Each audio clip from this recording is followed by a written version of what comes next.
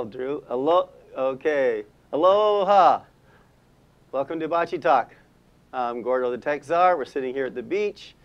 Pull up a chair, towel, whatever you like. Have a libation. That's a real high maka word for a cocktail. This is I'm Gordo the Tech Czar, and this is my buddy Andrew, the security guy. How you doing, man? I'm Andrew. Nice to see you again. Aloha.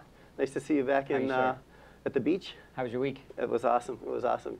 I know you're not getting any. Good to be back. You're not getting any tan at this beach. I know it's something to do with the bog. I don't know. It's what's going on here? It's cutting us out. So anyway, but, you know, before we start, I just want to give you. So I ran into your smaller brother the other day down at the shopping center. So I got him to agree to stop by and say hi. So he showed up.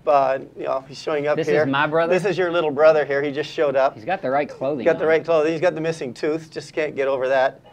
So there he is. Just, you know, nice. wait, that's it. So this is your. So I picked him up there. So this. Thank you. Little brother Drew. Thanks for saving him. Drew, mini you. Is he gonna have is he gonna be a regular on the show now? He could be a regular on the show. A mini Drew. That's mini Drew. That's you. Does he know security? I don't know. You can ask him. We'll see. Nice. We'll see if we can work him in. We can work him into the show somehow. You'll just move him over here. You know, put him on your side. He's your buddy now. So that's what we got happening. He can get parked. So anyway, I thought what we do is we just pick up where we left off. But I want to kind of just give the scenario. What we're trying to get across here is that in the tech industry there are tons of options, right? And everybody thinks cool new apps, and we're going to have a guy on the show a little bit later who's going to stop by and talk about his. He's done some apps. He's done some apps, and and so we'll talk about him. But there's other things that go on, like what we do in our company and supporting major companies with infrastructure and all those kinds of things. So there's a lot of stuff. So today our show is going to be about encryption. Sure. So, which is really kind of cool. So in order to show that we're true to our word on encryption, from this point forward, we're going to talk encryption. Right. So no one will understand us? Right. We won't even understand each other? Now. Or are we going to share a key? We'll share a key. That's how we'll do it. Thank you. So we'll talk about encryption and get into things like that. There won't be much of a show if no one can understand what we say. So thank you. Well, we could share the key with them. We got comments. A public key? Public key. Okay. Public key. They'll learn about public keys, why we don't want to use them. So anyway, so we'll talk about encryption today, but let's pick up where we left off. So last time we left off with your illustrious career in anthropology. My short-lived career in anthropology. Yeah, well, like you said, all those job offers.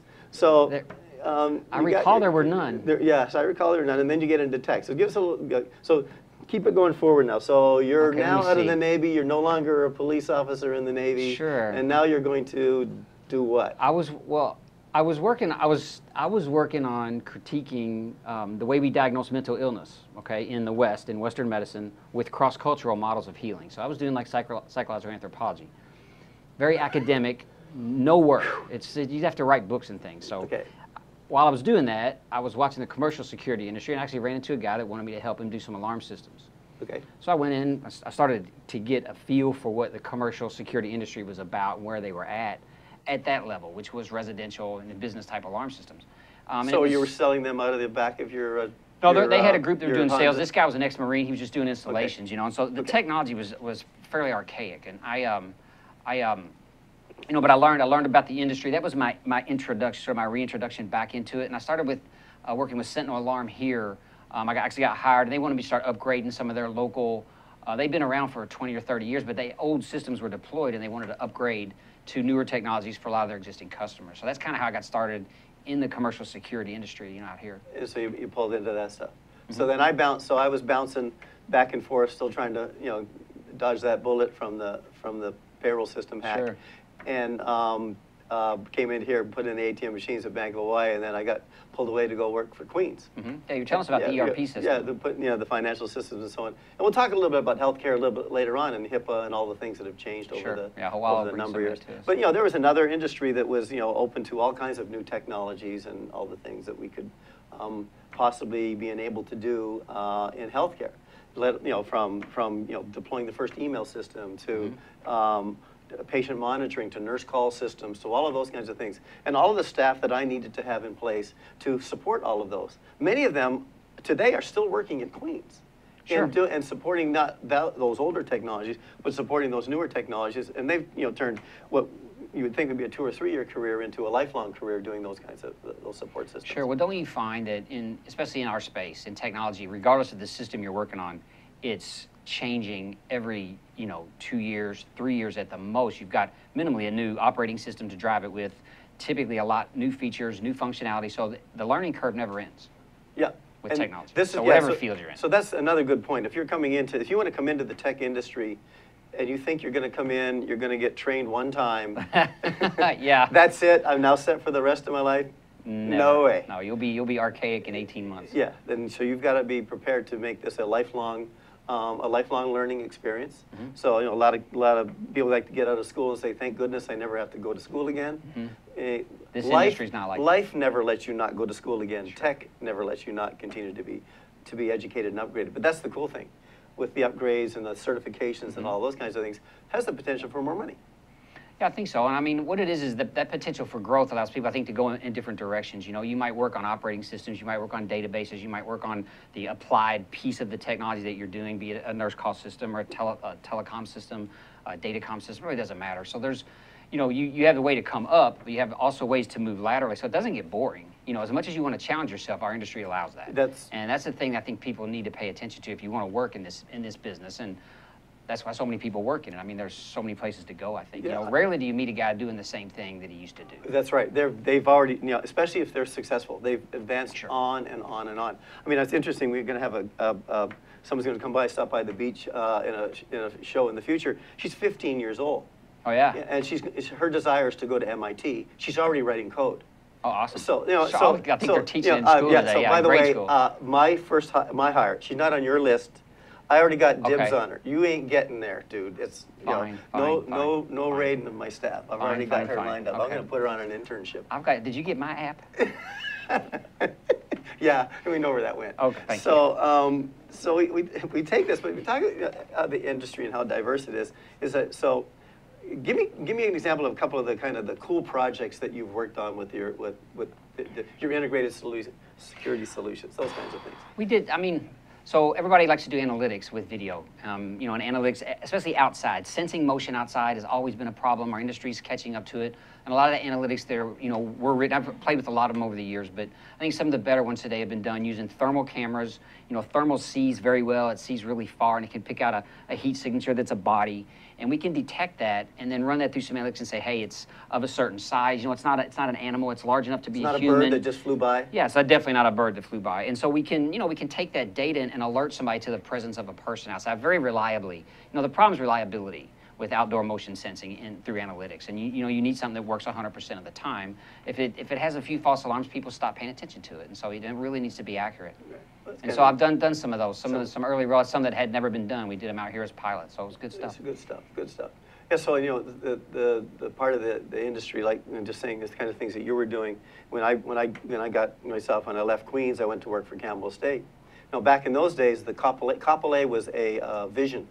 There wasn't even a building out there. Mm-hmm. Oh, sure. So, really? Yeah, there was nothing. Okay. So I was fortunate enough to be there when we put the first shovel in the ground to build the first building, the James Campbell building, the Coppelay building. But the goal of that at that time was to make that and LEED certification for was not available at that time, or wasn't even talked about. Sure, I don't think LEED. It wasn't even there. Yeah, but we wanted go to make back this a ways in your career. Yes, okay, so dating we don't myself. have to bring that up again. But we had electricity. So, we had electricity. Now, I could get into a whole discussion about our phone system back then, but I'll leave that alone for another show.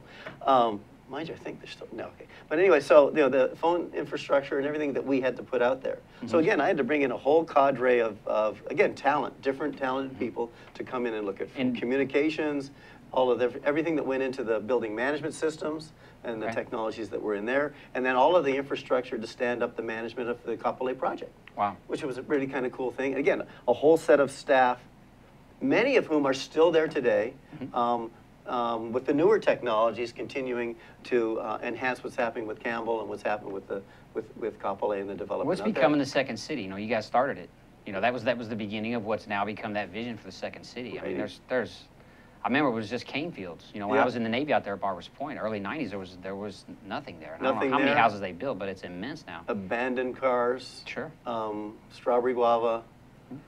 Sugar. I used to drive out there, and we'd get black snow. Did you ever see the black snow? When they burned the sugar cane? Yeah. All that black snow would be coming down. Sure. It made your car look wonderful, especially if you had a white one. But so that was kind of a neat thing as well. Right on. So then, now, your company's been around for how long? We started in '98. So, oh, that's not, well, you're there. Sure. 98. A few years. Sure, I wanted to get some of the local alarm companies involved in system integration, but it wasn't their thing. You know, so I had to go do it on my own. So you went and did it on your own, and thank goodness you had a lovely bride that could come in and get you. Someone smarter than me to help out. Came in and help out. It was very and important. take over. Yeah, I needed help. And here you are today, sort of semi-retired.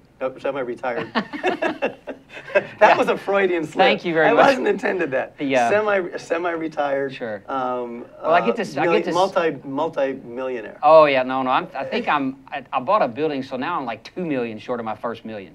But I have a lot of fun teaching. So you know, I'm still doing the same thing I did then. I've been teaching system integration and security since I started, because no one knew what it was. Today, a few people know if they've gotten around us, but everyone's still doing standalone systems. You know, so it's still a work in progress to educate the community here. So it's like, how do you make Andrew a millionaire? Start him off with 3. Yeah, exactly. Is that it? And then for sure. Yeah. Then I work my way back to 1. Work your way back to 1. So okay, well that's awesome. That's why she manages the money. I don't have any. She's got it. So that's really kind of neat. So then you and I had a real great opportunity when I bounced over to the city. Sure. Sitting and counting. Yes. So when I was at the But you weren't. When I was at the Sitting and Counting of Honolulu, we got a chance to work on some pretty sophisticated security systems that were way out there, you know, at that time. I think in the post 9/11 environment, you know, the grant funding that became available to cities. You know, remember who was the consultant on the SAIC did the consulting on that, right? And they had gone to a lot of cities, and they were bringing, you know, the type of write-up that really asked for a large integrated system to handle an infrastructure like a city. Right. And I don't remember that first award. Remember the grant dollars came from GTSI or someone who was right. Or Fisher or somebody. Yeah, and so it was interesting to me that they decided on, you know, the type of system the cities needed. You know, and these guys had done. Honolulu wasn't their first one. They'd been doing several across the country. So they, you know, picked a platform that made sense to us. So it was fun to begin properly, right? I think we worked on critical infrastructure first, right, which was your wastewater treatment. I think got a lot of the funding at first, and that's continuing. That program's still working on the HPD precincts now and things like that. Well, that's pretty cool. Sure. So one of the things I remember, it's funny you think about this, I remember in one of the facilities, I won't name which one it was, there was 1,400 keys. Remember that? There was 1,400 keys that were out there with people having access to facilities that needed to be secure. Sure. So, and not encrypted keys, just regular physical keys. Sure. So, you know, those kinds of things that were able to be brought back in. So, anyway, let's kind of we'll digress a little bit and go, you know, we are to our top 5. We're going to change things around today. Okay. Do you want to take a look at our top 5? We usually do top 10. Okay. But since we're talking about encryption and those kinds of things, I thought, and since last week we spent a fair bit of time talking about all the retailers that had their opportunities compromised, needless to say, I thought, let's talk something that's really basic and simple, and that's retail. Okay. A lot of big business here. Retail. Point of sale systems. Okay. How many of you walk into a store, I don't care if it's the Targets, the Home Depots, you know, whoever they are, when you walk in there, you've given them your credit card and they go to that point of sale system, and from that point forward, everything moves forward. So sure. I've got 5 things that we're going to talk about, the basic, that are not that expensive, and some are actually zero money, it's process, that the retailers today should do just to make sure that their retail systems are secure. Okay. So I'm going to go with the first one, and that's going to be the network. You know, your point of sale systems are sitting on a wireline or a wireless network. So how secure is that network? Is it backed by a firewall? Do you have a firewall in behind that that's protecting it? Do you allow people to access it? Yeah, like your service providers, right? Oh, and by the way, when you walk in there that says, I'm the ABC point of sale service company, how do I know that you really are the ABC point of sale service company guy? So, you know, that kind of thing. So it's all of that, you know, do you allow VPN tunneling into your point of sale system? I hope not either. So that's just the first one, just coming right out of the gate. I would look at number 5, make sure that you've got your point of sale system on a network that is properly secure. And a standalone network, typically. It should be isolated from the rest of your data. Don't blend it with the other one. So that's the one that I would say. And by the way, we do those kinds of things. Blatant commercial right there, I just did it. Oh, Paxa. Yeah. Of course you do. Yeah. So the number 4 on the list is encryption, you know, and obviously the connectivity, the connection itself needs to be encrypted when you're sending data back and forth, and the data that you're sending needs to be encrypted. These are these are standard things today that we know, in fact, haven't been done. There's been exposures of folks that weren't running these things very well. Right. So, if you're running a POS system and you're taking credit cards from your clients, the last thing you want to do is expose their information. So make sure you're encrypting that information. Right. Got to make sure that it's done. Your point of sale vendor, if they're worth their salt, will have that capability in place. Oh, yeah. You just need to make sure it's turned on. Sure. I mean, that's how it is. So then, this is standard. It shouldn't be a surprise, but it's amazing what that doesn't happen. Your antivirus and malware. Mm-hmm. I mean, those can be inserted into your system as well. You got to make sure that all your patches are up to speed. All those kinds of things are in place. And whether you be Linux or Microsoft or Droid or Mac or whatever, those patches and all of those things that go are made available regularly. Mm-hmm. And there should be automatic ways of making sure that those things are uploaded, put onto your machine, and everything is in place. And a way of tracking that's happened. Yeah, typically it should be managed, if it's not managed internally, it's going to be managed by your service provider. Your service provider needs to be tasked to report to you what's been accomplished and when on a regular basis so that the balls don't get dropped. Yep, that's definitely been a vector that's been, people have leveraged to take advantage of systems that have not been properly maintained. Okay. And we see that all the time. Alrighty. So moving quickly, because I feel the urge, okay. we have physical security. Sure, we know about that. Obviously, I think these devices need to be isolated, like we said, from the network, but they also need to be isolated from people plugging things into them. So, and they need to be monitored for that. The USB ports should be turned off if there are USB ports at all. Hopefully, they're just disabled, or glue them shut if you can't control them. All right. And then last but not least, coming in at number one, and this is the simplest one of all, know who's coming in there. Sure. Know who's coming in to maintain your system, supervise them. Don't have them be dropping USBs on your system or any of those kinds of things without you knowing why it's there, what it's there for, all of those kinds of things. It's amazing how many of those intrusions that have happened over the years have been because of a body that walked in that you thought was someone else and was going to do something else. Sure. And or someone who belongs there, that thinks they know what they're doing, and they're doing the wrong thing. And they need supervision. And they got it. So 100%. Anyway, so it's that time. At my age, you gotta move. Take a break. Fair time. Got to head over to the Lua, and then we'll come back in a little bit. Okay. All right, bud. See you. Aloha, Yappers, and a Happy New Year. I'm your host, King Zilly. From Inner City out to the platform, and now on the Yap Show. It's a new year, and most would say a new beginning. So this is a call to action.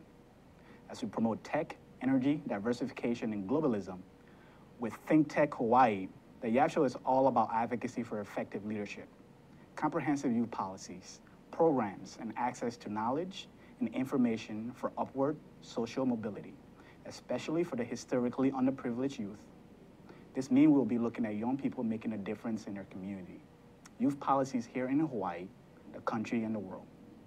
We want to highlight youth programs that are meeting young people where they are, working together to accomplish a goal or tackle an issue while providing information and access to free educational content for anybody looking to learn on their own time, study for an exam, or simply refresh their memory. We do this by inviting everyday people like yourself, state policymakers, youth advocacy groups, youth programs, professionals, and so forth. But most importantly, we'll be partnering up with my new organization, causeeffect.org. More information on Cause Effect, as this website is currently in development in hopes to feature courses, seminars, tutorials, and conducting surveys that will be featured on the show.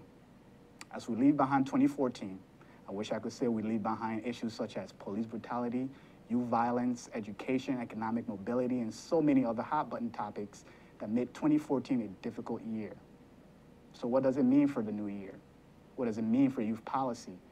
What does it mean for Hawaii as a whole? And most importantly, how does it affect you and your community?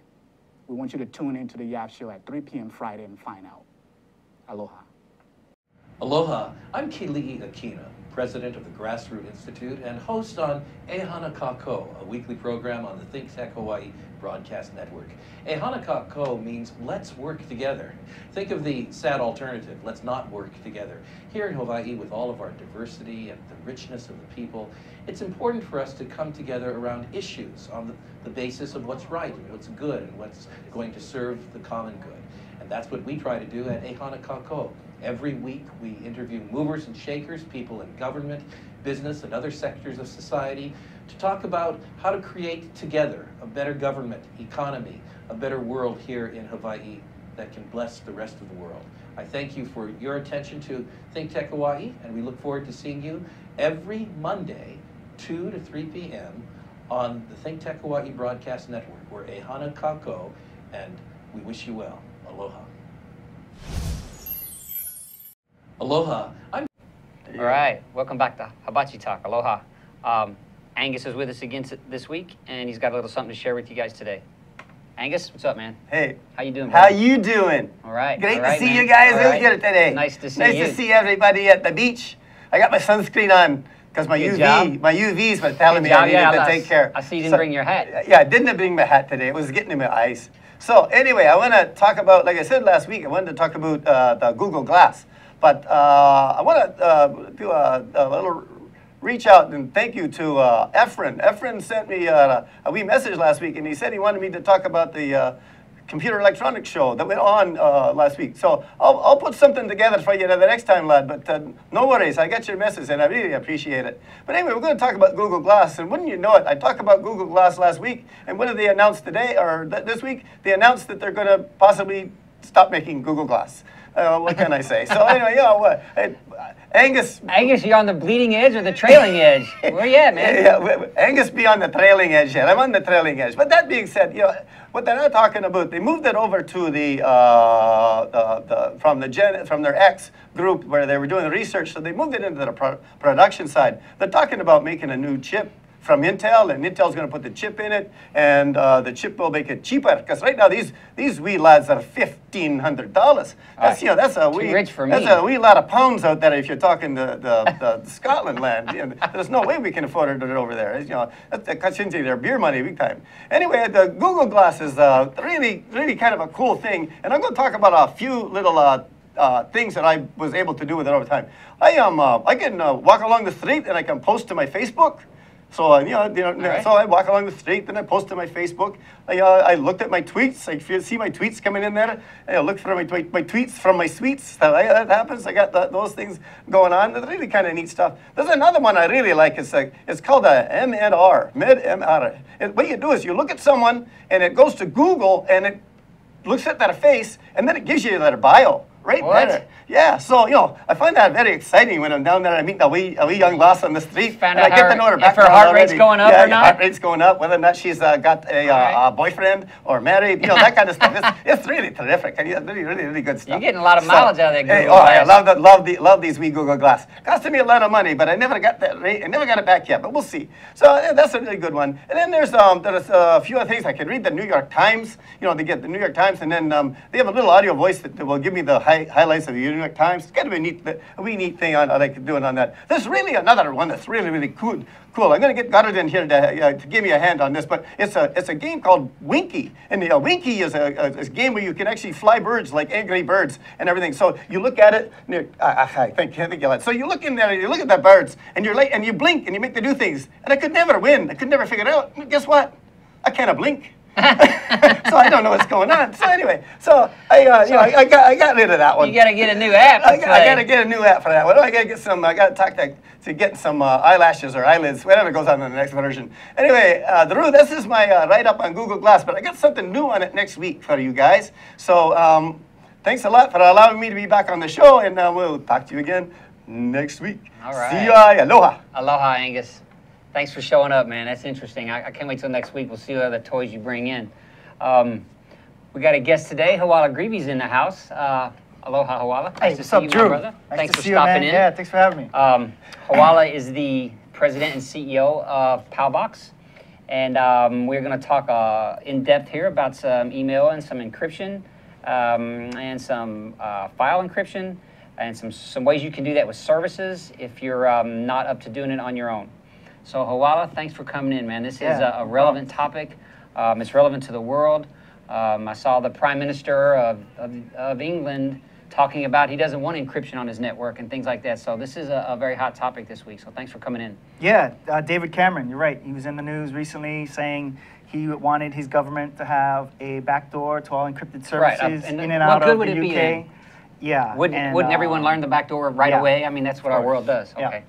Yeah. So how ridiculous. Yeah. You need a cup, bro. Yeah, I need a cup, and then I brought a cup for Angus here. Nice. He's got his Twitter handle on it. Thank you. Just in case you want to find him. I'm his first follower. Right I just on. followed him today. Angus McTech. It's at Angus McTech. So there you go. Take a bit there, lad. And then I brought one for Mini Drew over there. If you want to. You knew about that? Right on. Thank you. I had a feeling. Yeah. I got to point something out there. So just so everybody would know that used to be my boss. Yeah, for some many years ago. Yeah. You know, did I just want to remind you what boss is spelled backwards? Double S-O-B. So anyway, just let you know. So nice seeing you, bud. Those are good times, man. Those are good times. Yeah. So that was Pal Spam days. Pal Spam days. I remember those. I know.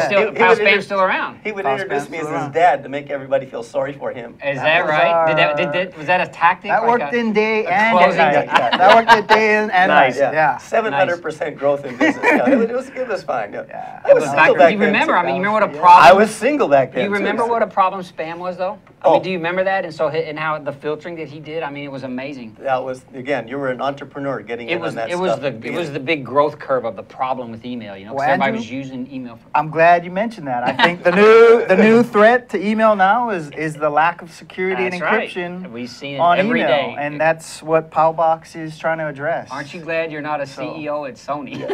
But before you get in, I'm the guy that likes to focus down this. So where are you born? Where are you from? So I was born at Castle. I went to McKinley, went away for school, came back. Been here since 2001 with Pal Spam. And always been in tech. Yep. Always been in the tech industry. Career? The moment I got on the internet, I was hooked. What's your most memorable thing from McKinley besides Kill Holly Day? Probably the fights. The fights, yeah. Didn't you become a lefty over there? I become a run fasty. I become a run fasty. Is that what it was? Okay. So what got you into tech? Shucks, I don't know. The moment my dad bought me a Commodore, that was cool.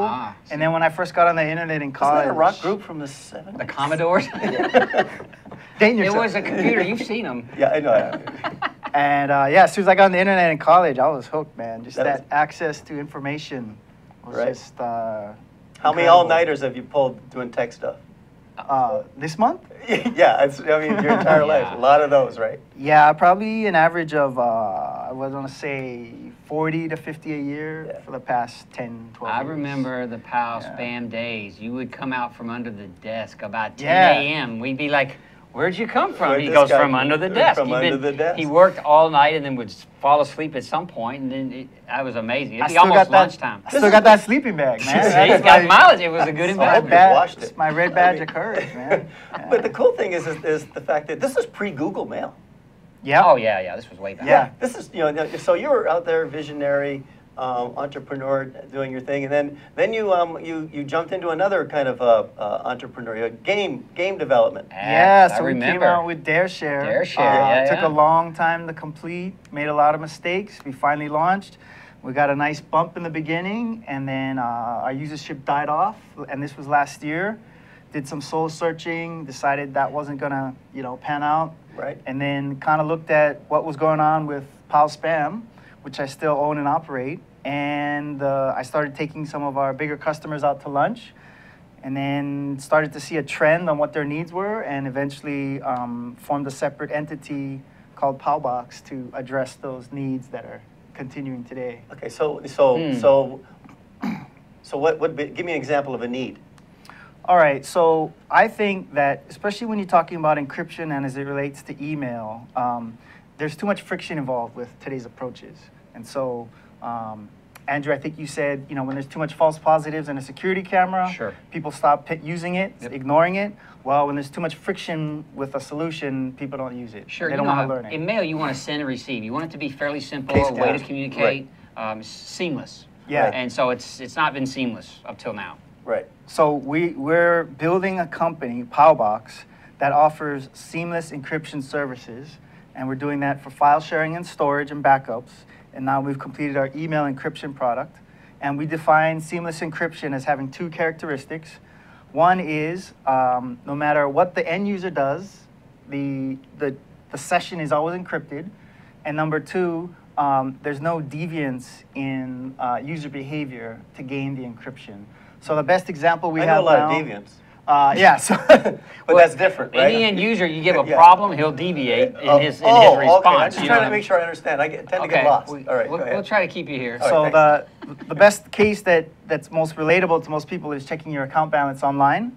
So if you go to your bank, no matter if you type in an unencrypted connection or not, it automatically reverts to an encrypted connection, and the steps are the same, and you gain that encrypted transmission to view your account balance and do transactions. Exactly. And we've ported that over to an email solution. To an email solution. And so we're on the tail end of completing some minor feature adjustments for our customers that they want, and we really feel like the time is right to hit this as hard as we can. So this is kind of a really unique approach to doing it, because the days have gone by, or not even gone by that much. I mean, we have to do keys, remember the keys. Sure. You know, then the keys are going to get compromised, so you got that situation again. Yeah. So all of those kinds of things happening. Well, that's kind of neat.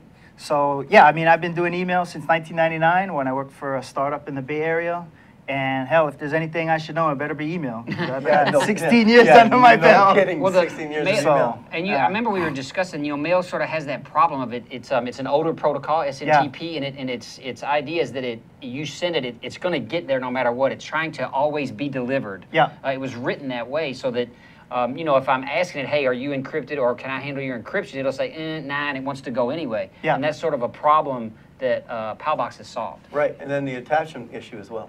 Yeah, so we're bending the rules for the benefit of others, and I'm borrowing that line from a guy I had breakfast with yesterday, so co-founder of Semantic. So okay, sure. Right on. Thanks, Dennis Coleman. Yeah. Taking your line there. So how much money is he going to give you? Well, I'm still working on it. Okay, just checking. I know what So I know your angle. We'll see if keep going. We'll see if he's watching. Go ahead.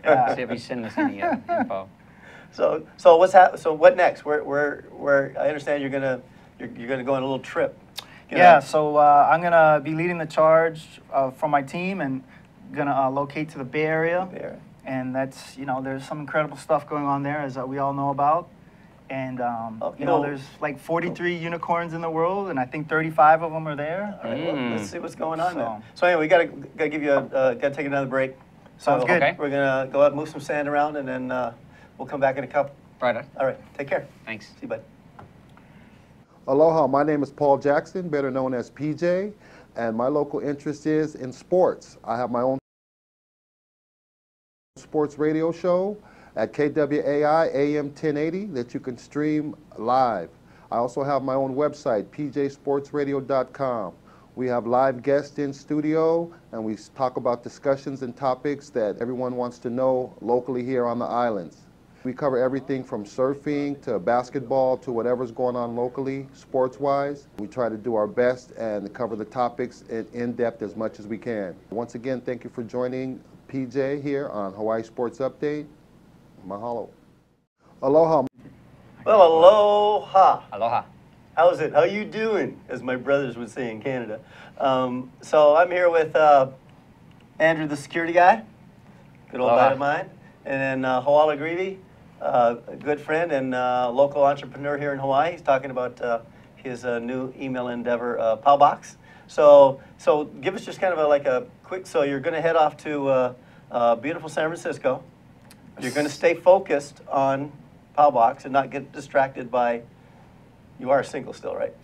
So got a girlfriend. Oh, okay, all right. So you're not going to get distracted. So you're going to stay there and make sure you get this all the way through. That's the plan. Remember who all your friends are when you're a millionaire and don't get all snoopy. Yeah, I'm bringing gifts. I'm bringing gifts, man. Right on. I heard there's a lot of money in the Silicon Valley. I want to talk about David Cameron again a little bit. Yeah.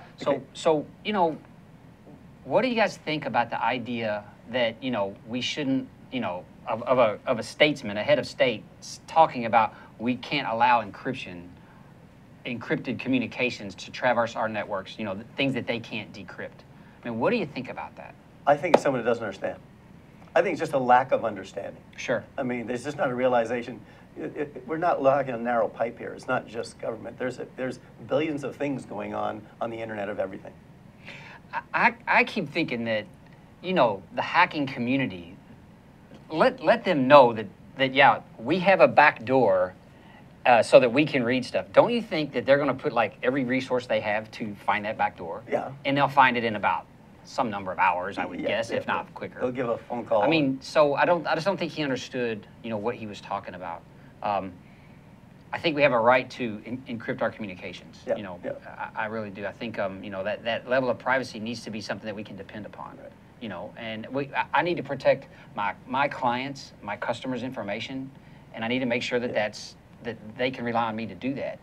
Yeah. So speaking of which, who would be some of your biggest client you would think would be your client opportunities out there? So we're focusing on the verticals that are bound by law to encrypt their data. Sure. So we're focusing on HIPAA entities. Yeah, the healthcare industry is big. That's a $50 billion healthcare IT annual business. You're going to call Obama, get some Obamacare money? Yeah. Hey, so I heard he doesn't use email. I didn't know about that. Yeah, we still got his BlackBerry. Yeah, he can give it to Angus. Yeah. Go along with the Google Glass. Oh, nice shot. Nice shot. Ooh, Angus is not going to be happy. Wow. Good thing you're getting out of town. Good job. You know, if I had my Microsoft Zune, I'd give it to him. Zune, the Betamax, these are all bricks now. Okay, I'm with you. So what was the question? I know. Let me go. Angus. Well, I mean, just the idea that we, you know, our those industries. Let's just talk about healthcare. Yeah. You know, your healthcare records, for example. You need to make sure, you need to know that your healthcare provider can discuss those. Doctors can discuss them. They can discuss them with patients, with other doctors. That those records are encrypted and can remain so. You know, if there's a back door in them that government were to impose or something like that, hackers would easily, you know, I think, break that back door, and then that data would then be available to everyone. That's just my feeling about that. No. So have you uncovered any like doctors' practices or organizations that are just blatantly unaware of what's going on in the HIPAA side? We've canvassed medical buildings. Okay. We've hit hundreds of private practitioners, and we find a lot of the small practices that are aware yet are not complying. Yeah. And probably have a point-of-sale system in there to take your credit card. So it's a double whack. Actually, you're right.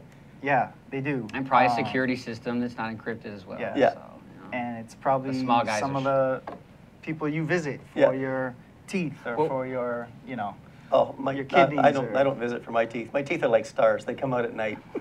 Well, we were talking about this last week, remember, the service providers to the service providers, you know, being that threat vector. You know, if I want to get inside of, you know, a bank or a hospital, you know, maybe I want to get a job as one of the cleaning people, right? So that I can gain access to the inside of the facility, right? So you got that anthropology background. You could get that job. I just know it. You probably could. You're overqualified. That's what that degree was worth. Guys, I want to remind you the antitrust lawsuit by Microsoft and not Microsoft, by Apple and Google. $415 million because they agreed not to poach each other's employees. Okay. So I don't think, I think I would encourage you employee poachment. Okay. So you don't fall suit to that one. Okay, good. To this anti-competition lawsuit.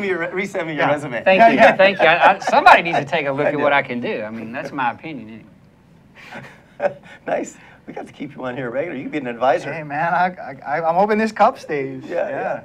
So you plan on staying in California for how long? Yeah, so what happens up there? So what do you have access there that, I know there's money, there's angels, how's it go? What do you walk in, there's interviews every day? Is it an open session? Like, remember when sales guys used to come every Wednesday and try to sell you their stuff? You know, there's always a bench out front. Like, how's it work? I mean, it's like what everyone says. It's access to talent, capital, and ideas. I spent a month up there right up until Thanksgiving, and it's just, I don't know, it's just something really special is going on there. Wow. Do they need an anthropologist? I'm sure they do. There's a culture of technology. I just love Businesses have a culture. Yeah, they have a culture. You can be in there and got your culture. Just put data scientists at the end of data scientists. That might be a broader reach. That's $250,000. Then I'd have to do like research. I'd have to write more papers again. Like, now you have to go for your PhD. The broom and stuff's probably good enough for me. Mops, I can work that. I learned that in the Navy. Data scientist. I kind of love it. So well, we're looking forward to hearing about your successes, and you got to remember us, hopefully we can execute on our plan. You can buy us another 6-pack of beverages, and to keep us in supply so we don't go dry. Hey, remember the little guys, you know, back here in the islands. Remember the little guys. Hey, see what happens. Just as a sidebar, I know Andrew's, Andrew's got this other thing. I think you should give an alert out to the viewers about the camera thing that's going on with regards to having access to the camera systems you've been putting in your houses and your business and your open IPs. Oh, the default passwords. Yeah, I think that that's that's something that needs to be just mentioned as well. So some of the systems are whatever system you're using. Check it if it's cloud-based. For sure, it's probably running an encryption tunnel to its storage. Right. So you're probably okay there, but make sure you're not using the default password for the device. Change those. Those are readily available online. There was that big thing that came out. There were thousands of them that we took a look in Hawaii when that site was still up. Yeah. And they're just a result of negligence. I think the homeowner gets excited. He gets his router in. He gets some gear on it, and it works. He leaves it alone. Right. But you've got to take that next step, and you've got to change the default passwords at a minimum. Yeah. If there's other things you can do, but you should check to see if there's some encryption active as well. I've done that. Sorry, I've done that a lot. Yeah, right. No, you're at your buddy's house. You can't find the password. Oh, you hack his router. And then you just go look at the make and model, and then you Google it, and then in 5 seconds you got the default password. Yeah, then you own his router. Then you're in. And then you're in. You charge him to get back in his own system. Yeah, he changed the password, and then nobody's in. Yeah. Well, remember there was that site that was up. I think they said they had 70,000 open cameras. Sure. That were available. And this was a guy wrote a script that just because they're all admin or password, right? Is the password or that password's blank and they're admin or root, right? Yeah. So that username, and so it was real easy to write basically a brute force attack that would check those couple of things. And he found so many, he said, and so he just put it on the web. He wanted people to know, hey, go change your password. Right. So he offered it up that way, but something we should say. Just because you can do something doesn't mean it's not illegal. Right. So as soon as he opened that door, he actually broke the law. Back to your POS discussion, I read a book on, they were talking about carding, the use of stolen credit cards. Yeah. And so one of the main characters in this carding scheme, he was finding fresh carding numbers through a popular point of sale system that had a vulnerability through VNC installed. And so he'd do these massive port scans for a VNC port. I see. And the POS admin password often had not been changed. Yep. Right. And For they're the getting system. in the back door on the remote access through VNC into the POS system and getting fresh card numbers out of there. Yeah, so as soon as you swipe it, it's showing up somewhere else. It took them months to figure it out. I mean, they're getting it out of pizza chains and small stores. Right. It was incredible. Just to tie back to your POS discussion. I got an even better one. Guy in India today was arrested. He was taking the enter button on an ATM and jamming it with a matchstick. So people would go up, put their card, put their PIN in, and hit the enter, and it wouldn't. Nice. And they'd walk away. He'd walk up, take the matchstick out, and hit enter. Wow, that's awesome. Take money. Well, actually, it's hard to believe that, we sat here, we've been here for our allotted time at the beach, Time to swim. My UV monitors tell me much more longer I'm going to get a little more pink. Okay. So if I stay here any longer, I'm going to be toast. Anyway, I want to thank our guest, Hoala Greevy, for coming in. And thanks a lot, man. It's nice having you here. My former boss. Nice seeing you. It'd be great to. We wish you luck. Keep in touch on what's going out there. Hey, we want to thank you guys for coming up and enjoying us for a few. Come see us again next week. This is Hibachi Talk. I want to thank our production crew for helping us pull this off and keeping us under control. And we'll look forward to seeing you guys all again next week. So, aloha. Aloha. Take care. See you.